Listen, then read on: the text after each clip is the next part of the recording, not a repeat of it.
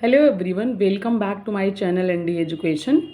आज की वीडियो में हम यूपीएसआई प्रीवियस ईयर हिंदी के क्वेश्चंस के सीरीज़ में 14 नवंबर 2021 शिफ्ट 1 के हिंदी के 40 क्वेश्चंस को डिस्कस करेंगे। सबसे पहले हम क्वेश्चन नंबर 1 से स्टार्ट करते हैं। इनमें से कौन सा वाक्य अकर्मक क्रिया का उदाहरण नहीं है? तो हमें अकर्मक क्रिया का उदाहरण जो नहीं है उसको आइडेंटिफाई करना है। तो इसका सही आंसर है राम क्रिकेट खेलता है। तो ये हो गया सकर्मक क्रिया, क्योंकि राम खुद कार्य कर रहा है। तो क्वेश्चन नंबर 1 का थर्ड ऑप्शन बिल्कुल करेक्ट है। आगे है, इनमें से किस पुस्तक का व्यास सम्मान प्राप्त हुआ था? किस पुस्तक को व्यास सम्मान प्राप्त हुआ था? तो इसका करेक्ट आंसर हो जाएगा ब्योमकेश दरवेश को। ठीक है। लिखा है, इनमें से कौन सा शब्द उदय का विलोम है? तो उदय का विलोम शब्द जो होता है वो होता है अस्त। उदय प्रकाश इनमें से किस विधा के चर्चित लेखक हैं? तो उदय प्रकाश जो है वो कहानी विधा के चर्चित लेखक हैं। तो पहला विकल्प इसका करेक्ट आंसर है। इनमें से सर्वनाम की उपयुक्त परिभाषा कौन सी है? तो सर्वनाम की सबसे एकदम बेस्ट आंसर इसमें से हो जाएगा संज्ञा के स्थान पर प्रयुक्त होने वाले शब्द को हम सर्वनाम कहते हैं। तो क्वेश्चन नंबर 5 का तीसरा विकल्प करेक्ट है। 6th क्वेश्चन करेंगे हम। लिखा है, इनमें से 16 मात्राओं वाला छंद कौन सा है? तो चौपाई जो है वो 16 मात्राओं वाला छंद होता है। नेक्स्ट क्वेश्चन है हमारे पास, इनमें से किसका उच्चारण स्थान कंठ है? तो ग जो है उसका उच्चारण स्थान कंठ है। क्वेश्चन 7th का सेकेंड ऑप्शन करेक्ट है। शब्दों की आवृत्ति इनमें से किस अलंकार में होती है? तो ये है यमक अलंकार का परिभाषा। 8th का पहला ऑप्शन सही है। यथासंभव में इनमें से कौन सा समास है? तो यथासंभव में अव्ययी भाव समास है। 4th ऑप्शन करेक्ट है। प्रयत्न के आधार पर ल किस प्रकार की ध्वनि है? तो ल एक टाइप से पार्श्विक ध्वनि है। तो 10th का दूसरा ऑप्शन करेक्ट है। इनमें से घुमक्कड़ के रूप में प्रसिद्ध लेखक कौन से हैं? तो राहुल सांकृत्यायन को हम घुमक्कड़ के रूप में जानते हैं। अब हमारे पास अनुच्छेद दिया गया है ये, उसको पढ़ने के बाद हम क्वेश्चन नंबर 12 से लेके 14 तक 3 क्वेश्चंस को सॉल्व करेंगे। सबसे पहले अनुच्छेद को मैं रीड करूंगी। लिखा है, निकम्मे रहकर मनुष्यों की चिंतन शक्ति थक गई है। बिस्तरों और आसनों पर सोते सोते मन के घोड़े हर गए हैं। सारा जीवन रस निचुड़ चुका है। स्वप्न पुराने हो चुके हैं। आजकल की कविता में नयापन नहीं है। उसमें पुराने ज़माने की पुनरावृत्ति मात्र है। इस नकल में असल की पवित्रता का अभाव है। अब तो एक नए प्रकार का कला कौशलपूर्ण संगीत साहित्य संसार में प्रचलित होने वाला है। यदि वह न प्रचलित हुआ तो मशीनों के पहियों के नीचे दबकर हमें मरा समझिए। यह नया साहित्य मजदूरों के हृदय से निकलेगा। उन मजदूरों के कंठ से यह नई कविता निकलेगी जो अपने जीवन आनंद के साथ खेत की मेड़ों का, कपड़ों के धागों का एवं जूते के टांकों का, लकड़ी के रंगों का भेदभाव दूर करेंगे।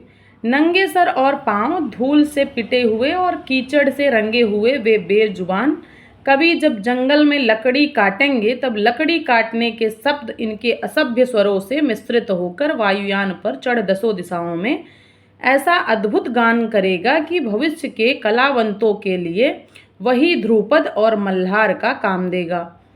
कलारूपी धर्म की तभी वृद्धि होगी, तभी नए कवि पैदा होंगे, तभी नए औलियों का उद्भव होगा, परंतु ये सब के सब मजदूरी के दूध से पलेंगे। शुद्धाचरण सभ्यता कविता आदि के फूल इन्हीं ऋषियों के उद्यान में प्रफुल्लित होंगे। ये हमारे पास था अनुच्छेद। अब हम क्वेश्चन नंबर 12 सॉल्व करेंगे। क्वेश्चन है हमारे पास, उपर्युक्त गद्यांश के अनुसार कविता में नवीन विषयों के अभाव का मुख्य कारण क्या है? तो इसका बिल्कुल करेक्ट आंसर है, श्रमहीनता की स्थिति ने मनुष्य की चिंतन शक्ति छीण कर दी है। तो 12th का दूसरा विकल्प करेक्ट है। उपर्युक्त गद्यांश के अनुसार यदि संगीत नवीन साहित्य संसार में प्रचलित नहीं हुआ तो मनुष्य पर क्या प्रभाव पड़ेगा? इसका सही आंसर हो जाएगा वह मशीन का गुलाम बनकर रह जाएगा। नेक्स्ट क्वेश्चन हमारे पास है, मनुष्य की चिंतन शक्ति क्यों थक गई है? निकम्मे रहकर थक गई है। नेक्स्ट क्वेश्चन है हमारे पास, इनमें से कौन सा शब्द अशुद्ध है? तो अशुद्ध शब्द बताना है। ज्योत्सना बिल्कुल ठीक है, संतुष्ट भी ठीक है, सुर्पणखा भी ठीक है, पृष्ठभूमि गलत लिखा हुआ है। पृष्ठभूमि नहीं होता, वो पृष्ठभूमि होता है। तो फोर्थ ऑप्शन अशुद्ध है। इनमें से कौन सा शब्द तत्सम है? तो जम्बुल जो है वो तत्सम शब्द है। धूरी, नाक, जनवास जो है ये तद्भव शब्द है। इनमें से कौन सा शब्द अग्नि का विलोम है? तो जल जो है अग्नि का विलोम है। बाकी वायु, तेल, घृत ये जो है अग्नि का समानार्थी शब्द में आ जाएगा। आगे लिखा हुआ है, जिन संज्ञाओं की विशेषता बताई जाती है उन्हें क्या कहते हैं? उन्हें हम विशेष्य कहते हैं। जिन संज्ञा का विशेषता बताई जाएगी वो विशेष्य होता है। इनमें से किस साप्ताहिक का संपादन महात्मा गांधी ने किया था? तो हिंदी नवजीवन इसका बिल्कुल सही आंसर है। नेक्स्ट क्वेश्चन है, इनमें से कौन सा शब्द वीरांगना का पुल्लिंग रूप है? तो वीरांगना का पुल्लिंग रूप हमारे पास हो जाएगा वीर। क्वेश्चन नंबर 20 का सही आंसर है हमारे पास थर्ड ऑप्शन। भारतीय संविधान के अनुसार हिंदी के साथ साथ अंग्रेजी का प्रयोग कितने वर्षों तक करने का सुझाव दिया गया था? 15 वर्षों तक। क्रमवाचक विशेषण का उदाहरण कौन सा है? तो इसमें दो जो है वो क्रमवाचक विशेषण का उदाहरण है।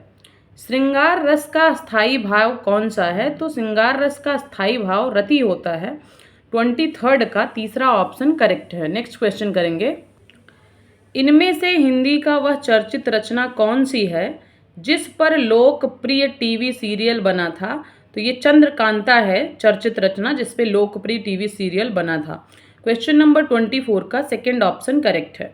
जिस पर हमला न किया गया हो, इस वाक्यांश के लिए उपयुक्त शब्द इनमें से कौन सा है? इसका सही आंसर है अनाक्रांत। पहला ऑप्शन सही है। इनमें से किसके बिना कोई व्यंजन उच्चारित नहीं किया जा सकता? तो स्वर के बिना कोई भी व्यंजन उच्चारित नहीं किया जा सकता है। तो 26 का पहला विकल्प करेक्ट है। इनमें से कौन सा शब्द तद्भव शब्द है? तो जो इलायची है वो तद्भव है। आश्चर्य, उल्लास, अग्नि ये सब तत्सम शब्द हैं। तो दूसरा विकल्प करेक्ट है।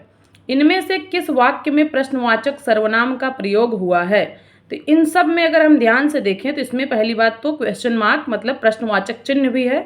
तो सही आंसर हो जाएगा पुस्तक किससे मंगवाऊं। दूसरा विकल्प करेक्ट है।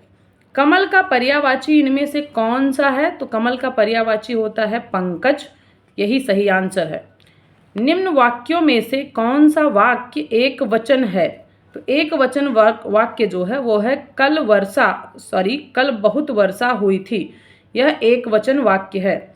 यशोधरा, कैकेयी, उर्मिला इत्यादि नारी पात्रों पर कविता लिखने वाले कवि इनमें से कौन से हैं? तो मैथिली शरण गुप्त जो हैं इसमें से ये सब पे कविता लिखने वाले कवि हैं। तो फोर्थ ऑप्शन इसका करेक्ट है। अगला क्वेश्चन करेंगे, जो किए गए उपकारों को मानता है के लिए एक शब्द लिखिए। तो जो किए गए उपकारों को मानता है उसे हम कृतज्ञ कहते हैं।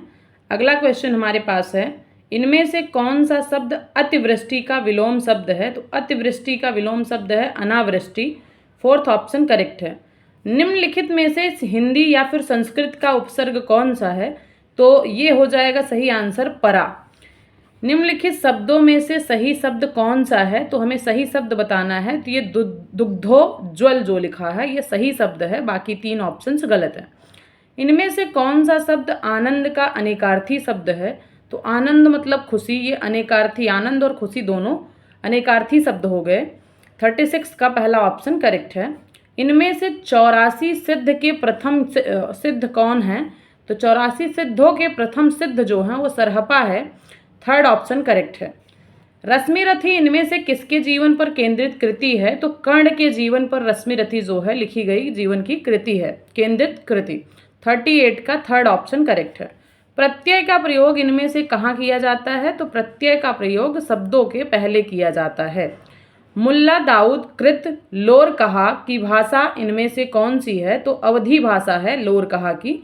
ये टोटल हिंदी के 40 क्वेश्चंस थे जो मैंने अभी डिस्कस किया है। मिलते हैं नेक्स्ट वीडियो में हिंदी के 40 क्वेश्चंस के साथ। ये जो हिंदी का सीरीज चल रहा है हिंदी के प्रीवियस ईयर क्वेश्चंस का, तो सारे 2021 के हैं। 2021 में यूपीएसआई के टोटल 54 शिफ्ट में पेपर हुआ था। तो अभी तक मैं 2 दिन के 3 शिफ्ट के क्वेश्चंस को डिस्कस कर चुकी हूँ। ये थर्ड डे के फर्स्ट शिफ्ट का पेपर था। मिलते हैं नेक्स्ट वीडियो में थर्ड डे का सेकेंड शिफ्ट के वीडियो के साथ। Thank you so much. Bye bye.